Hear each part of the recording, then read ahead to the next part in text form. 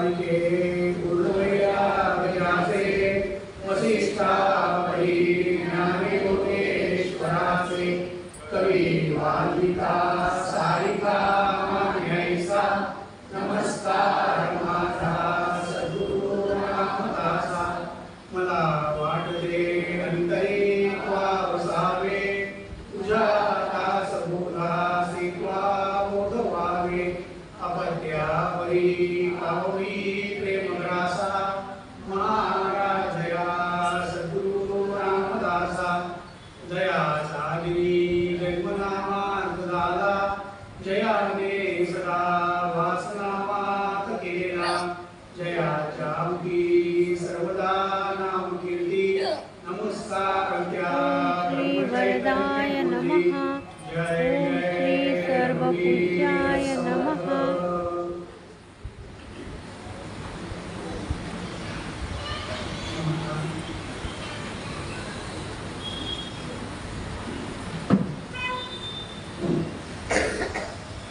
विषय आपला आहे पाहावे आपणासी आपण.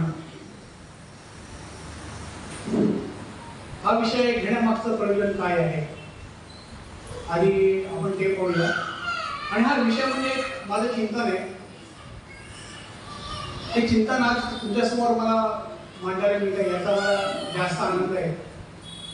कारण सगळेच जे श्रोते आहेत ते खूप उत्तम प्रकारे अभ्यासक आहेत, चांगले साधक आहेत. त्याच्यासमोर असा विषय मांडायला मिळणं म्हणजे एक पर्वणी मी माझी समजतो. या सभागृहामध्ये असलेले सगळेजण जे आहेत, श्रोते जे आहेत, मला असं तरी वाटत नाही की आपण जो अभ्यास सुरू केलेला आहे, दासबोधाचा अभ्यास सुरू केलेला आहे, की काही जण असे असतील की दासबोधाचा अभ्यास करत नसतील पण ते वेगळ्या मार्गात जात असतील. म्हणजे त्यांचे काहीतरी वेगळा अभ्यास असेल, वेगळे ग्रंथ असतील, पण सगळे जे श्रोते आहेत ते पारमार्थिक मार्गावरूनच पुढे वाटचाल करत आहेत. त्याच्यामध्ये मला तरी शंका नाही आहे. मग असं माझी वाटचाल करतोय आणि आपली वाटचाल जी असते ते एकमेव उद्दिष्ट असतं ते म्हणजे आत्मस्वरूप आपल्याला ओळखायचं आहे. ईश्वर कोण आहे, मी कोण आहे, माझं स्वरूप काय, या जगाचं स्वरूप काय, या देवाचं स्वरूप काय, हे असंख्य प्रश्न माझ्या डोळ्यासमोर उभे असतात. आणि त्या दृष्टिकोनातून मी अभ्यासाला सुरुवात करतो आणि ग्रंथ ज्याला वाचायला सुरुवात करतो. काही काळ होतो, माझ्या साधनेला काही काळ लोटतो, तरी सुद्धा माझ्यामध्ये कुठेतरी कमीपणा आहे याची मला जाणीव व्हायला सुरुवात होते. सुरुवातीला ती जाणीव होत नाही कारण आपण कसं त्याच्यामध्ये मुरलेले नसतो. नंतर ती जाणीव आपल्याला हळूहळू सुरुवात होते की अशी जी जाणीव आहे मी मागे पडतोय. तर त्याच्यामागचं नक्की कारण काय असेल. माझी जर मला प्रगती करून घ्यायची आहे तर मी माझ्यामध्ये काय बदल करायला पाहिजे, कशा प्रकारे ह्या आयुष्याकडे बघायला पाहिजे, कशा प्रकारे या मनुष्य जीवनाकडे बघायला पाहिजे, कशा प्रकारे या सृष्टीकडे बघायला पाहिजे, हे मला कळणं गरजेचं आहे. ते ज्याला मला कळेल त्याच्याला अपेक्षित प्रगती पथावरती मी जाईल, हे निश्चित. आता सुरुवातीला मी म्हटलं की सगळेजण या सभागृहातले पारमार्थिक मार्गावरती आहेत. मग आता प्रश्न येतो की पारमार्थिक मार्गावरती जाण्याकरता क्रायटेरिया काय आहे, कोण कोण एलिजिबल आहे जाण्यासाठी.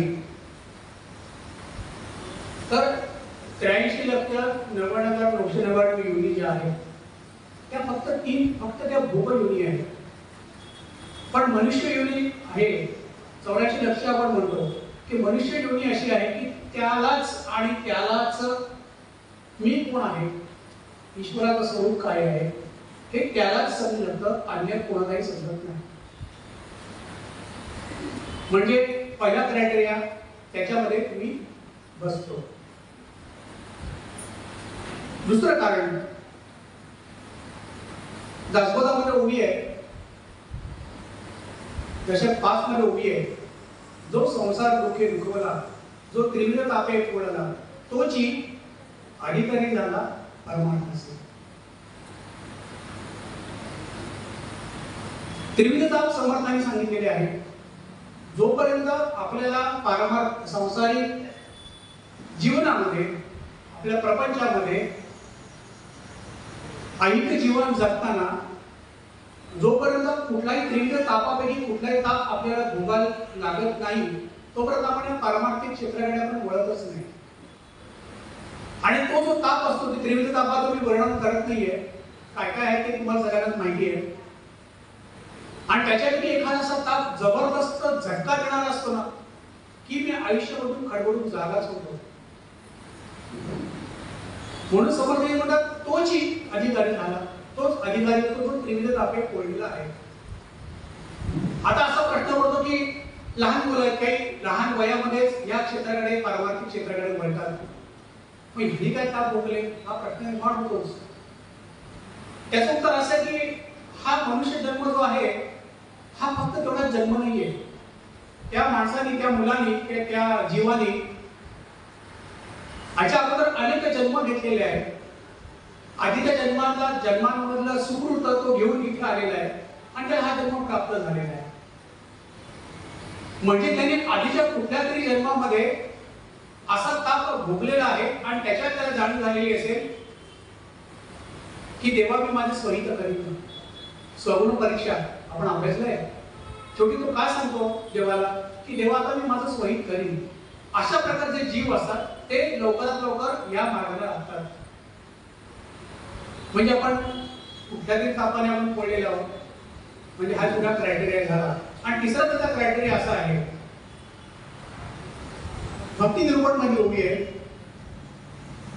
नाना सुकृताचे फळ तो हा नरदेह केवळ त्याही मध्ये सकळ तरीच सन्मार्ग लाभे. म्हणजे आपलं सुकृत चांगलं आहे, आपण काहीतरी चांगलं पुण्य केलेलं आहे म्हणून मी ह्या मार्गावर आलेलो आहे, अन्यथा ह्या मार्गावरती सगळेजण येत नाही. म्हणजे ह्या तिन्ही गोष्टींमध्ये मी बसतो आणि म्हणून मी या ग्रंथाचा अभ्यास सुरू केला. किंवा मी या क्षेत्रामध्ये आलो, त्या क्षेत्रामध्ये माझी वाटचाल झाली आहे.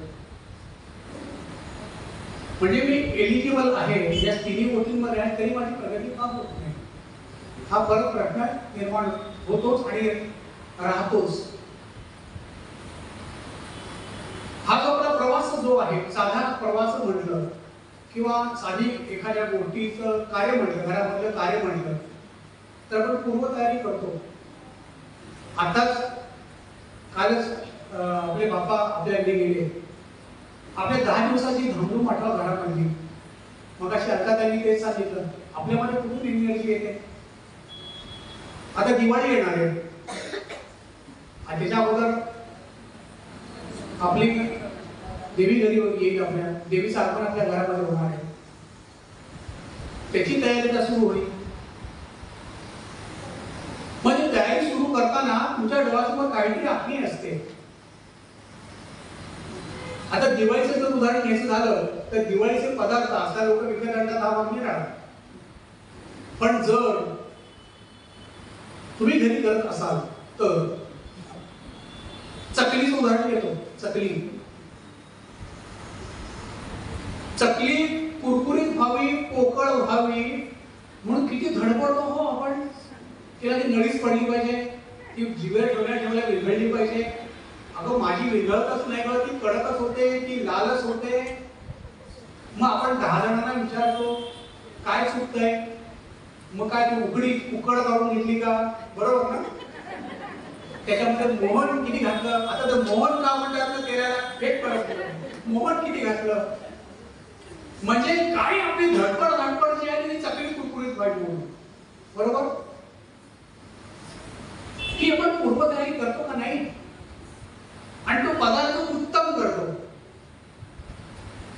मग मला माझं जीवन जर उत्तम करायचंय, मला माझं ध्येय गाठायचंय, तर मी किती प्रयत्न करायला पाहिजे.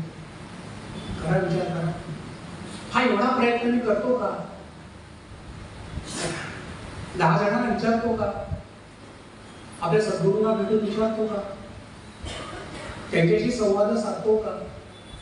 हे प्रयत्न मी करतो का? माझ्या अभ्यासात सातत्य आहे का? हा विचार या ठिकाणी महत्वाचा आहे. कारण माझं एम काय आहे, ते एम माझं आहे सांताकडून अनंताकडे जाणं. मनुष्य जन्माकडून मला ईश्वरापर्यंत पोहोचायचं आहे, स्थूलामधून मला सूक्ष्माकडे जायचं आहे. मग हा जो प्रवास जो आहे हा एवढा सहज सोपा आहे का? त्याच्यावरती विचार करणं फार गरजेचं आहे. आता ह्या प्रवासात मी सुरुवात केलेली, ह्या प्रवासाला मी लागलेले आहे, तर त्याच्याकरता 4 गोष्टी सांगितल्या. त्या 4 गोष्टींचा अवलंब आपण करणं गरजेचं आहे. त्या म्हणजे अशा आहेत की नित्य विवेक, इहपुत्र फल भोग त्याग, नंतर षट संपत्ती आणि मुमुक्षुत्व. ह्या 4 गोष्टी ज्या वेळेला मला त्याच्या मी शरण झाली, त्या मला मिळतील, प्राप्त होतील, त्याच्याला माझी प्रगती होते. आता पुढच्या त्या 3 गोष्टी आहेत की इहपुत्र फल भोग त्याग, षट संपत्ती आणि मुमुक्षुत्व. हा भाग आपण आता बघणारच नाही आहोत, कारण तो विषय आपला नाहीच आहे आत्ताचा. पहिल्यांदा तुम्हाला मी सांगितलं की नित्य विवेक, त्याच्यातलं सुद्धा नित्य काय आहे हे सुद्धा आपल्याला बघायचं नाही. आपल्याला अनित्य काय ह्याचा विचार करायचा. पण तो विचार करणं गरजेचं आहे. तो कसा करायचा किंवा ते माझे विचार काय आहेत हे तुमच्यासमोर मी मांडतोय. मी जेव्हा ह्या अभ्यासाला लागतो किंवा अभ्यासाचा माझा काही कालावधी होतो, एक पूर्ण एखादं पत्रद्वारे दाखवत अभ्यास म्हणा, किंवा अजून दाखवताचा सखोल अभ्यास म्हणा, किंवा विद्यापीठाच्या परीक्षा म्हणा, अशा अनेक प्रकारे आपण अभ्यास करतो. मला काहीतरी समजायला लागल्यानंतर मी कशावरती चर्चा करतो? परब्रह्म, माया, पंचीकरण, उभारणी संवारणी, हे विषय मी चर्चा करतो ना. कुठे जाऊन मला एखादा विषय मांडण्याची जर वेळ आली तर हे विषय धरूनच मी बोलतो. हे विषय अवघड आहे. अवघड का आहे? कारण हे जे विषय जे आहे, परब्रह्म जे आहे ते अभ्यासण्याची गोष्ट नाहीये. परब्रह्म जे आहे ते अनुभवण्याची गोष्ट आहे. माया ही मी रोज अनुभवतोय, पण ही माया हेच मला कळत नाही आणि त्याच्यावर मी बोलायला जातो. पण हे विषय बोलण्याचे नाहीये, तरी मी बोलण्याचा प्रयत्न करतोय आणि तिथेच माझी गडबड होते. त्याच्यावर माझी जी तयारी आहे ना, बेसिक, तेच माझी कुठेतरी गडबड होतो आणि हा माझा प्रवास नको त्या ठिकाणी जातो. आणि हा असा अभ्यास माझा होत नाही आणि मी कुठेतरी असा भरकटल्यासारखं माझा अभ्यास जातो आणि माझं विकसित मला साध्य होतं का नाही हे माझं मला समजत नाही. आणि समर्थांना बरोबर माहिती आहे का? म्हणून समर्थांनी दासबोध हा ग्रंथ लिहिला. आता हा ग्रंथ ज्याला लिहिला त्याच्याला एक कालच योगायोग असा की गोंधळकर महाराजांचं एक वचन आहे, त्यांचं एक म्हणणं आहे, त्यांच्या काल मी ऐकलं, मला खूप आवडलं ते. महाराज सांगतात की संतांचे ग्रंथ जे आहेत ना हे मृत्यूपत्रासारखे. आता हे मृत्यूपत्र आपण केव्हा करतो आणि का करतो? केव्हा करतो सोडून द्या. आपण का करतो? कारण आपल्या नंतरची जी आपली मुलं आहेत त्यांच्यात भांडण होऊ नयेत म्हणून, म्हणजे चुकीचं मार्गाने जाऊन त्या भांडण करू नयेत म्हणून मी मृत्यूपत्र लिहितो, तयार माझं बनवतो. म्हणजे आपली मुलं चुकणार आहेत हे आपल्या आई बाबांना आधीच माहिती असतं म्हणून ते मृत्यूपत्र बनवतात. तसं संतांना माहिती आहे की माझे शिष्यगण आहेत ना, ही माझी मुलं आहेत ना, आणि ती माऊली आहे, तिला माहिती आहे ना आपली मुलं कशी आहेत, ती का विसर चुकणार आहे का आपल्याला ओळखायला, म्हणून त्यांनी दासबोध सांगितला.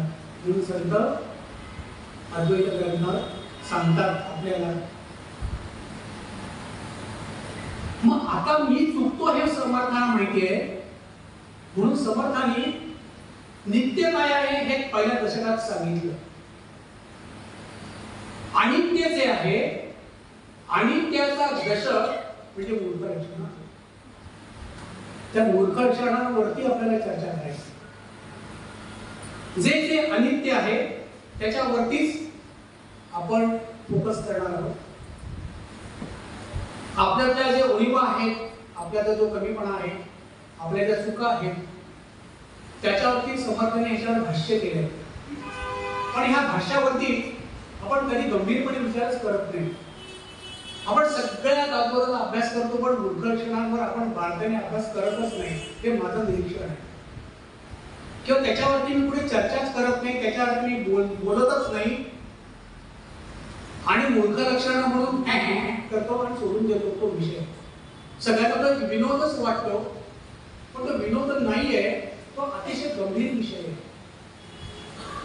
माझ्या ज्या चुकांची यादी जी आहे ती समर्थाने अख्ख्या 10 समाजांमध्ये मांडलेली आहे. समर्थ वेळेत का होत आपल्यासाठी मांडल्या. पण समर्थाने दाखवताची जी रचना केली आहे त्याला सुद्धा काहीतरी अर्थ आहे. पहिला दशक आहे नित्याचा, दुसरा दशक आहे अनित्याचा. कारण का तिथे खरी दाखवताची सुरुवात खरी तिथून झालेली आहे. कारण प्रापंचिक लोकांना सांगितलंय, बद्धची होती मुमुक्ष. समर्थांच्या डोळ्यासमोर बद्ध आहे म्हणजे आपण लोक आहोत. आणि बद्ध कोणाची व्याख्या आहे? जयाचं नाही आत्मज्ञान त्या नाव बद्ध. आणि मी मला मुमुक्षु आहे, मी साधक आहे म्हणून मी माझे कॉलर काट करतो. समर्थाने सरळ सरळ दिलेलं आहे, जयाचं नाही आत्मज्ञान त्या नाव बद्ध. मला आत्मज्ञान नाही म्हणजे मी बद्धच आहे. त्यांची ही लक्षण आहे. हा अनित्य आहे, कायमस्वरूपी नाही आहे म्हणून समर्थाने हे सांगितलेलं आहे. तिसऱ्या दशकामध्ये सुद्धा अनित्याचा भाग आहे. हे मात्र कलम 4 ह्या ज्या गोष्टी या तिसऱ्या दशकात येतात. मनुष्याची जी जीवन कहाणी आहे त्याच्यामध्ये मनुष्य शेवटी 10व्या दशकापर्यंत येतो. त्याला तो त्रासलेला मनुष्य आहे, म्हणतो आता मी स्वाईक करीन, मला घेऊन सोडव. तो प्रार्थना करतो आहे म्हणून त्याला भक्ती सांगितली, म्हणून 4था दशक नववीला भक्ती. नववीला भक्ती झाली नंतर त्याला देवाची आस लागली. आता देवा मला तूच पाहिजेस, म्हणून 5वं दशक मुमुक्षुत्वाचा. तिथे गुरुची भेट होती. आणि गुरुची भेट झाल्याशिवाय तुम्हाला देव दर्शन नाही म्हणून तो 5व्या दशकात गुरु दर्शन आहे आणि 6व्या दशकात देव शोधन. तिथे देव कसा आहे मला समजतं आणि 7व्या दशकामध्ये माझे देवाचं दर्शन झाले. समर्थन ही जी रचना केली ना ती अशी गंमत म्हणून केलेली नाहीये किंवा रॅन्डमली केलेली नाहीये. समर्थांच्या काहीतरी निश्चित उद्दिष्ट आहे आणि त्या उद्दिष्टानेच आपण अभ्यास करायला पाहिजे. आणि असा उद्दिष्टाने जर मी अभ्यास केला तर माझी निश्चित प्रगती होईल. त्याच्यात माझं ते ध्येय परब्रह्म माया पंचीकर हे जे आहे ना ते हटवून माझ्या इकडे माझा बेसिकच पायात जर माझा कच्चा आहे तर तो दुरुस्त करायला पाहिजे. तो भक्कम करणं माझं गरजेचं आहे. हे माझं पहिलं काम आहे. आणि म्हणून समर्थाने दुसऱ्या दशक दाखवत सांगण्याची सुरुवात ही तिथून केलेली आहे. त्याच्यात समर्थ सांगतात जे प्रापंचिक जन, ज्यास नाही आत्मज्ञान, जे केवळ अज्ञान त्यांची लक्षणे आहे. आपण प्रापंचिक आहोत त्यात कोणाला शंका नाही. आपण अज्ञानी आहोत म्हणजे ब्रह्मज्ञानी नाही म्हणून आपण अज्ञानी. आत्मस्वरूप आपल्याला माहित नाही म्हणून आपण अज्ञानी. मग ही आपली सगळी लक्षणं आहेत. मग आपण त्याच्याकडे का नाही बघायचं, त्याच्यावरती विचार का नाही करायचा, ती स्वतःशी का नाही लावून घ्यायची. श्रोतेहो, तुम्हाला एक सांगतो, हा दाखवत जो आहे ना हा फक्त आणि फक्त स्वतःसाठी आहे, दुसऱ्यासाठी नाहीये. लोकांना सांगायचं तर बिलकुल नाहीये. हा माझ्या बायकोसाठी नाही, माझ्या मुलीसाठी नाही, माझ्या आई वडिलांसाठी नाही, ना माझ्या मित्रमैत्रिणींसाठी नाही, कोणासाठी नाही, फक्त माझ्यासाठी. हा प्रवास आपला एकट्याचा आहे. अनंताकडे निघायचा आपल्याला एकट्याने निघायचं आहे. तुकाराम महाराजांचा गोष्ट माहिती ना, आवली शेवटी खालीच राहिली ना. आता येतेस का तू? नाही, माझी मस्त घाबड आहे आणि मी कोणाला भाकऱ्या करून खाल्या का करून आणणार. हे आपलं नशीब आहे. समर्थ अभ्यास खूप उभे आणि हे जर तुला मी देतो ब्रह्मज्ञान. आपण पाऊल पुढे टाकणं गरजेचं आहे. ते दोन्ही हात पसरून उभे आपल्याला घेण्यासाठी आपल्या स्वभावाचं वर्तनाचं यथायोग्य वर्णन म्हणजे मूर्ख लक्षण हा दशक आहे. आता त्याच्यातली काही लक्षणं सगळी नाही, दशक खूप मोठं, समाज खूप मोठा आहे आणि अर्थात दशक पण खूप मोठा आहे. तुम्ही ते लक्षण वगैरे पण आहे, त्याच्यात आपल्याला आता जायचं नाहीये. पण काही लक्षणं एक त्याच्यावर आपण फक्त नजर टाकून पटकन पुढे जाऊ. त्याच्यातलं काय आहे, आपण जो श्रेष्ठ तयासी अत्यंत निकट ही वृत्ती आता हळूहळू वाढायला लागलेली आहे. कुठल्याही क्षेत्रामध्ये तुम्ही जाऊन बघा, जो कोणी मोठा असेल, मोठा म्हणजे पैशाने, ज्ञानाने, बुद्धीने, राजकारणी, हल्लीचे राजकारण समर्थ राजकारण नाही, पक्षीय राजकारण, अशी लोक दिसली की त्यांच्यामध्ये कोंडाळं होतं आणि आपण कॉलर काट करून सांगतो हा हा माझ्या ओळखीचा आहे. होतं ना असं? आपल्या पारमार्थिक क्षेत्रात सुद्धा तसंच होतं का नाही हे मी बघितलेलं आहे म्हणून बोलतो बरं का. मी नावं नाही कोणाची घेत, पण ह्या गोष्टी दिसतात. तो श्रेष्ठ आहे म्हणून मामा तो मला ओळखतो आणि ही व्यक्ती नाव घेतो आणि ही व्यक्ती मला ओळखते, सांग त्याला माझं नाव, करतो ना आपण. समर्थकाने मूर्ख म्हणतात, कारण त्याच्यामध्ये जे गुण आहेत ते मी माझ्या अंगी मांडवण्याचा प्रयत्न करतो का? आपल्याला बाकीचं सोडून द्या, पारमार्थिक क्षेत्रातल्या ज्या मोठ्या व्यक्ती आहेत त्यांच्या पायावर मी डोकं ठेवतो. ते जे त्यांनी जे केलेलं आहे की जे मला डोकं ठेवायचं वाटतं ते मी माझ्या आईला म्हणतो का? आणू शकतो ना, करू शकतो ना, पण का नाही करत? आणि म्हणून मी मूर्ख आहे. म्हणजे माझं भलं मलाच करून घ्यायचं आहे, माझ्या हातात त्या सगळ्या गोष्टी आहेत, पण मी त्या नाकारतोय, मी डोळ्यात पट्टी बांधून फिरतोय. म्हणून मगाशी सांगितलं की मनुष्यालाच आत्मज्ञान होणार आहे, पण मी त्याचा फायदा घेतच नाही म्हणून मी मूर्ख आहे. औषधं न घे, औषधांचं सांगितलं नाही, औषधं नाही घे असं न वेका पथ्य न तरी सर्वदा. बघतो ना आपण, बघा आपल्याकडे पाहावे आपण असे आपण श्रीखंड आलंय वाटीत, काय करायचं? औषधं घेतो आपण. औषधं घेण्याने काय होतं? माझा देह चांगला राहणार आहे, ठीक आहे. त्याला कुठेतरी कमी आली तर औषधं भरून काढणार आहे म्हणून ती औषध आहे. पण ते घेतलं तर मी उभा राहणार आहे आणि मग माझी पुढची साधना होणार आहे. त्याच्यावर औषध घेणं गरजेचं आहे. तो बघून घे असं नाही सांगायचं. समर्थ नाही चालत नाही, समर्थ प्रयत्नवाद सांगतात म्हणून तो मूर्ख. सांडून या जगदीशा मनुष्याचा माही भरवसा.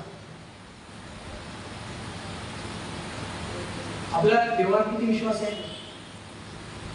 द्रौपदीची गोष्ट आठवा, वस्त्रहरण आठवा, केव्हा श्रीकृष्ण जाऊन आला. सांडून या जगदीशाच करत होती ना, मग मी काय करतोय आज? करतो का तसं? कुठेतरी करतो म्हणून मी मूर्ख. संसार दुःखाचे निगुणे देवास गाडी देणे. मग अशी सकाळच्या पहिल्या सत्रात ऐकायला सांगितलं, मनाच्या विरुद्ध झालं रे झालं की देवाला मी शिव्याच दिल्या.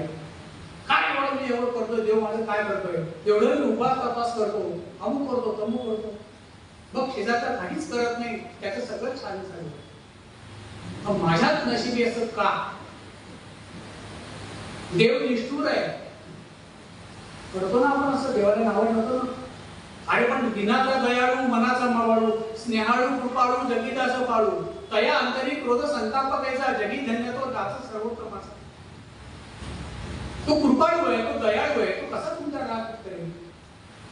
तो तुमचं वाईट कसं करेल? त्याचं टेकू वाटणं आपण हे सुद्धा आपल्या लक्षात येत नाही. लक्ष्मीचा माने भरवसा. हल्ली पैशाला सगळ्यात मोठं महत्व आलेलं आहे की पैसा माझ्याकडे असला की सगळं काही होतं. पैसा खूप मोठा झालाय आणि देव खूप छोटा झालाय. हे बघितलं ना की खूप धक्का बसतो. करोना काळ आठवा, लोकांकडे किती पैसे होते पण जाताना डॉक्टर मिळत नव्हता की ॲम्ब्युलन्स मिळत नव्हती. होती ना अशी अवस्था, घराबाहेर पडू शकत नव्हता. आपण पैशाला जास्त महत्व देतो, औषधाला देत नाही म्हणून आपण मूर्ख. नंतर 3 ते 4 वेळा समर्थन सांगितले की एकमेकांना दुखवू नका. आपण शाब्दिक वाद एकमेकांच्यावर किती करत असतो. जरा कुठे आपल्या मनाविरुद्ध झालं की आपण शाब्दिक वाद केलाच. तो एक बोला तर मी 2 बोलतो. त्याच्यावर समर्थांचं कॉमेंट्स आहे, जीवलगाचं परम किती, सुखाचा शब्द तोही निधी. तो एक मूर्ख. संसार दुःखाचे निघून आहे, देवाचं राहिलेलं बघितलं, सांडून या जगदीशात ते बघितलं. नंतर समर्थाने पुढे सांगितलंय उत्तम लक्षणामध्ये, तोंडाळाशी भांडू नये, वाचाळाशी तंटू नये. आपण किती वाद घालतो. रस्त्यामध्ये एखादी व्यक्ती भेटली ती काही चुकीची वगैरे आपण किती वाद घालतो. ते सोडून द्या. ट्रेन मध्ये आपण किती वाद घालतो. जरा कुठे कोणाला धक्का लागला की आपण भडकतोच का नाही. बरं तो समोरचा माणूस एवढा वाईट असतो तो आपल्याला शिव्यांची भाषा करतो तरी आपण ते तोंडी वागतो. समर्थन सांगले खळत दुर्जन भेटायला क्षमेचा धीर बुडाला तरी स्थळ त्याग केला पाहिजे साधने. तुम्ही स्थळ त्याग करून टाका असं समर्थ सांगतात, पण आपण तिथेच भांडत राहतो. समर्थ मनाच्या श्लोकामध्ये सुद्धा हेच सांगतात, नको रे मना क्रोधा किरतारी. सांगितले ना, सदाचारा तोड सांडून येतो, ते सांगितले ना समर्थाने. मना कल्पना ते नको विषयांची. आपण किती ठिकाणी अडकलोय. मनोबोधाचा अभ्यास करताना सुद्धा समर्थांचं सांगणं हेच आहे. आधी त्याने उपदेश केलाय, उपासनेचा मार्ग सांगितलाय आणि मग ज्ञान मार्ग सांगितलाय. म्हणजे समर्थांनी कुठेही जरी बघितलं तरी बेसिक गोष्टी समर्थांचा त्याच्यावर जास्त भर आहे. मनाच्या श्लोकाचा अभ्यास करताना किंवा वाचताना सुद्धा आपल्याला ह्याच गोष्टी लक्षात येतात. मनाच्या श्लोकात श्लोक आहे, सगळ्यांनाच माहिती आहे. मी एक सांगितलं तर तुम्ही पुढे बरोबर म्हणा, जनी सर्व सुखी असा कोण आहे, विचार निर्माण आकृती शोधून पाहिजे, मनात वाचिले पूर्व संचित केले, तया सारखे घोगडे प्राप्त झाले. हे मी कोणाला सांगतो, जो समोरचा येतो त्याला लेक्चर देण्याच्या ह्याच्या वाक्याचा मी वापर करतो का नाही. माझ्यावर ज्या वेळेला माझ्यावर दुःख येतं, माझ्यावर संकट येतं, त्याच्याला ह्याचा ह्या श्लोक मी मला जोडतो का. त्यांनी मनाला प्रश्न विचारायला सांगितलाय, मनात वाचले पूर्व संचित केले.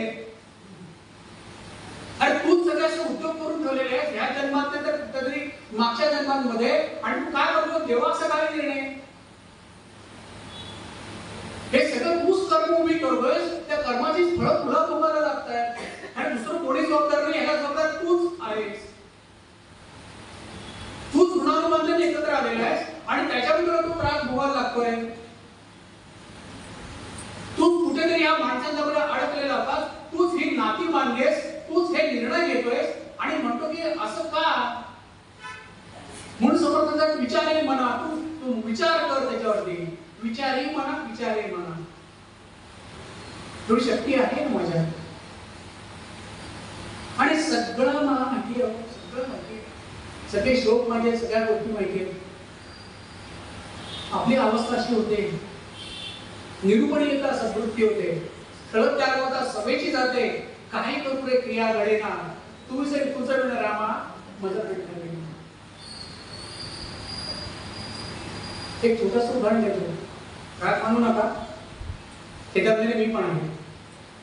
सकाळी अलकातांनी काय सांगितलं, पोळ्या करताना कुठे आपल्याला घेऊन गेला. मग आता आपण गरम पोळ्या घातल्या, आपण परपरमापर्यंत गेलो का. करा विचार करा. पहिल्या मजल्यावरून फक्त तळमजलेला आपण गेलो, अलकातांनी सगळं आपण मी सुद्धा विसरलो आणि डोक्यामध्ये काय आलं माझ्या श्रीखंड. राहिलं ना, माझ्यात बदल का होत नाही, ही त्याची उत्तर आहे. आणि सगळं मला माहिती हो, समर्थ ह्याच्यात सुद्धा उत्तर दिलंय. कडक कडक येतं ते एकदम शिस्त आहे. शिस्त म्हणजे शिस्तीने कारभार, शरीराला संचम. ते सांगतात दोष नेहमी पुढे माणसी त्याची स्वय आपणापासी ऐसे कळेना जयासी तो एक पडक मूर्ख.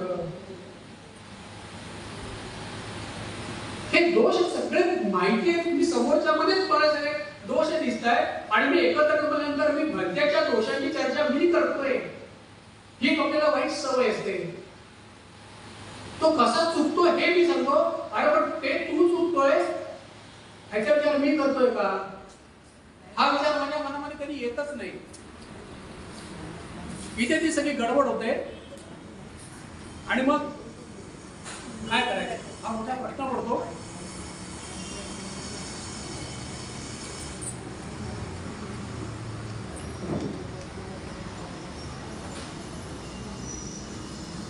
म्हणजे हे दोष जे आहेत हे तो शेवटपर्यंत हवा,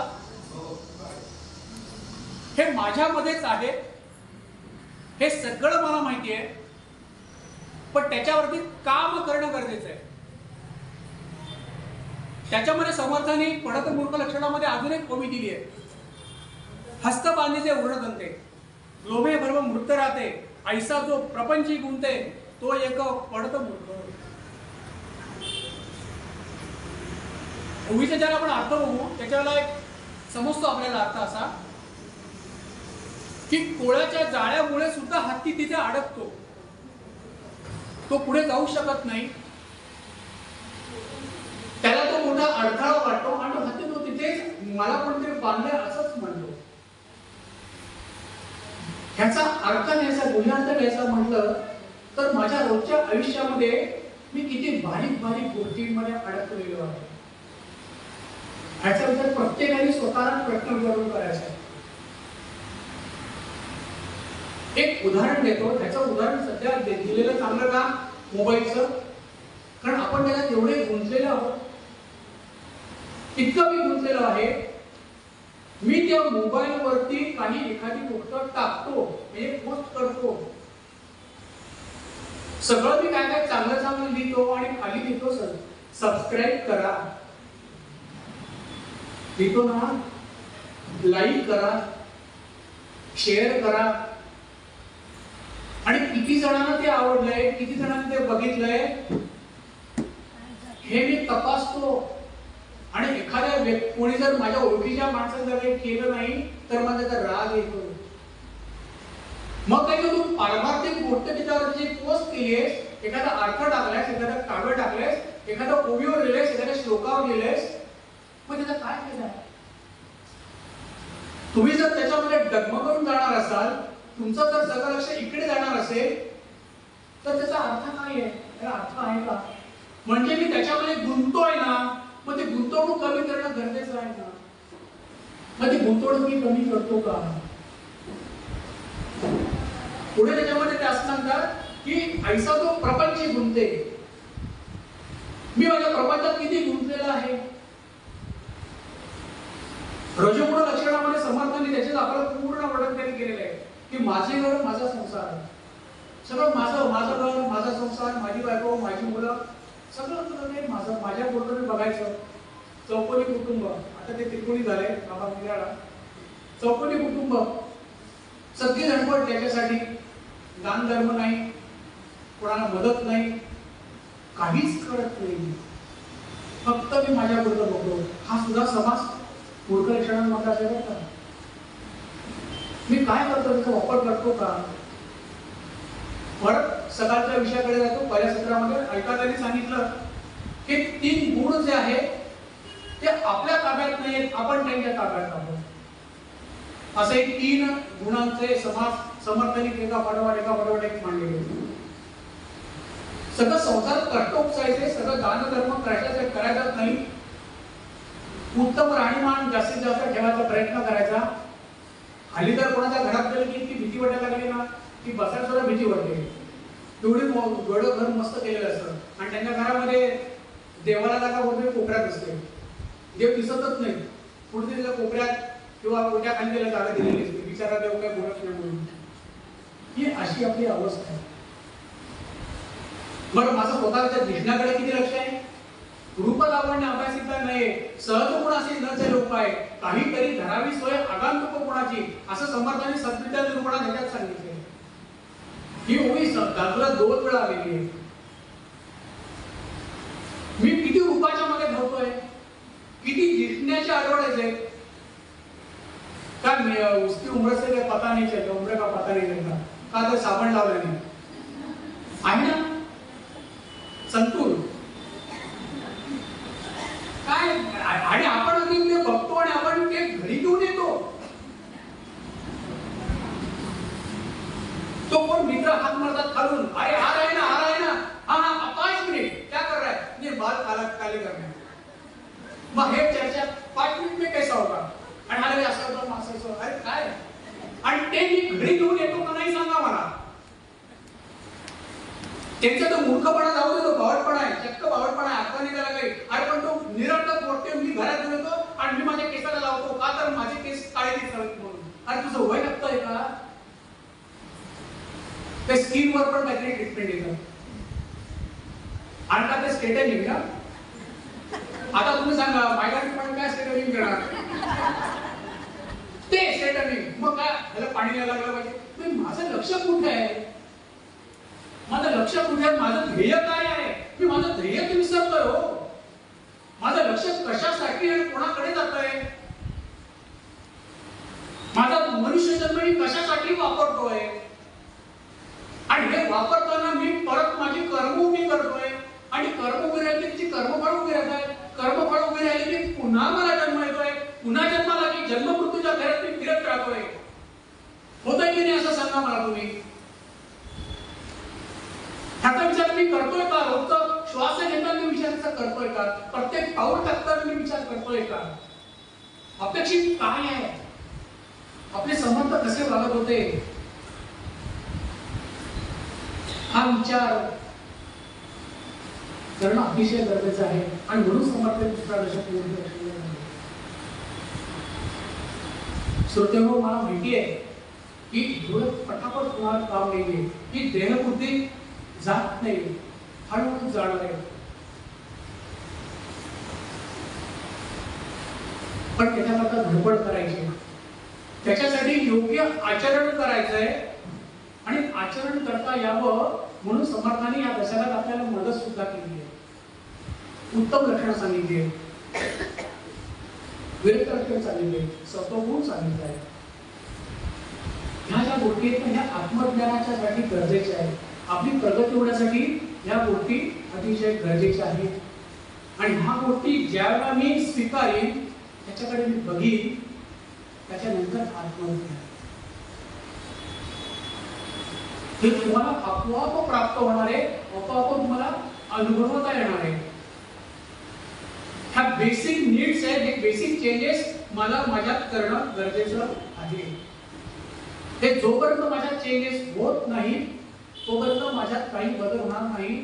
ही माझी फक्त सात्विक करमणूक होईल, हे पक्क ध्यानात ठेवलं पाहिजे आपण सगळ्यांनी. आता समर्थाने सांगितलं की हा अवगुणाचा जो त्याग करायचा आहे, तो काय करायचा आहे? मन ते मंत भरावे, मन ते मंत करावे, युक्ती बुद्धीने भरावे. भरावं म्हटलंय, भरावाचा अर्थ काय लक्षात घ्या. मला एखादी गोष्ट कशात तरी भरायची आहे,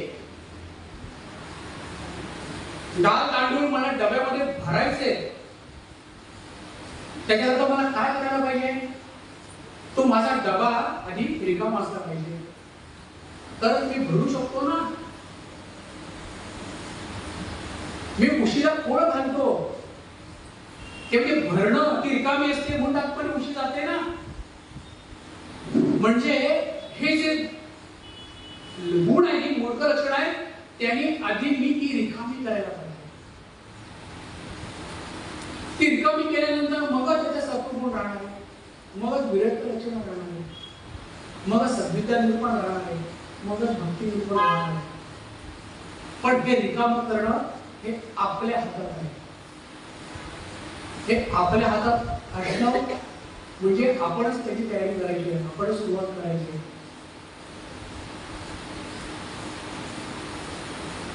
ह्यालाच म्हणायचं पाहावे आपण असे आपण या नाव आत्मज्ञान तो विषय मी घेतलाच नाही, कारण तो माझा विषयच नाही. कारण मी स्वतःच लक्षणांमध्ये मीच फिरतो. तुम्हाला मी काय सांगणार. प्रचिती वेळा बोलणे समर्थाने ओळी आहे. आणि दुसरं सांगितलं की श्वानाचे वमन सांगितलं. कुत्र्याचं कोपड आहे. मग मी तुम्हाला कसं परमाबद्दल बोलतो, कारण माझं काम नवच नाही. समर्थाने एकीकडे सांगितलं आहे ते तुम्हाला माहिती आहे की माणसापेक्षा पाषाण बरा असं वर्णन केलेलं आहे. किती समर्थ कडक बोलतात, त्याच्याशी आपण खडवून आपल्याला जागच येत नाही. आणि असं म्हणत नाही की आपण प्रयत्न करत नाही. आपण आपला पिपलिका मार्गाने जावं, व्यंग मार्गाने ओढूच नाही, हे माझं म्हणणं आहे. म्हणजे मुंगीचा मार्ग जाते, हळूहळू जाते, चढते पडते, पण शेवटी त्या डेस्टिनेशन मध्ये जाऊन पोहोचते. हे करताना एकच गोष्ट करायचं, सद्गुरूपाशी संपूर्ण शरणागती. शरणागती हा एकमेव उपाय आहे. मला शरणागती पत्करायची आहे, शरण जायचंय, समर्थांना शरण जायचंय, तर मी काय करू? समर्थांनी करुणाष्टका लिहिली आहेत ना आपल्यासाठी. अनुदिनंतापे तापलो रामराया परमदिन दयाळा नीरसी मोहमाया अजपळ माझे नावरे आवरिता तुझ विणसी न होतो धावरे धावाता. आहे ना, हे आपण मान्य करायला पाहिजे. आपण आपल्यालाच बघायला पाहिजे, आपल्याला तपासलं पाहिजे मी कसं अडकलोय. पुढे सांगायचं त्याला समर्थांना सांगायचं, युक्ती नाही, बुद्धी नाही, विद्या नाही, विवेचिता नेणता भक्त मी तुझा बुद्धी दे. एवढं तर आपण संध्याकाळच्या वेळेला होऊ शकतो ना. लावा, तिन्ही संध्याच्या वेळेला लावा, किंवा चालतो वाट लावा, शुभमूर्ती म्हणा आणि हे म्हणावं, अगदी पाणी येईपर्यंत म्हणा. आळवा समर्थांना, आळवा समर्थ तुम्हीच, दुसरं कोणी नाही माझं, तुम्हीच मला मार्ग दाखवा. हे तुम्हाला मूर्ख रचना शिकवतात. आणि हे जोपर्यंत मी करत नाही तोपर्यंत माझ्यात बदल नाही, आणि जोपर्यंत माझ्यात बदल नाही तोपर्यंत मनुष्य जन्माला सार्थक नाही. स्वीकार ना, आपण स्वीकारतच नाही हो. समर्थांच्या प्रार्थना काय आहेत रामाकडे, हीणाहून मी हीण जैसा भिकारी, दीनाहून मी दीन नाना भिकारी, पतितांचे रे आणि हाती धरावे. समर्था तुझे काय उत्तीर्ण व्हावे. समर्थांकडे कळकळीने प्रार्थना करतात रामाकडे त्यांच्या काळामध्ये 12 वर्षाच्या दिल्या तपस्येमध्ये. मग आपण करायला काय हरकत नाही, पण आपला अहंकार जातच नाही. ज्ञान कळेना, ध्यान कळेना, मन वळेना देवा, विद्या नाही, वैभव नाही, ऐसा पूर्वीला ठेवा.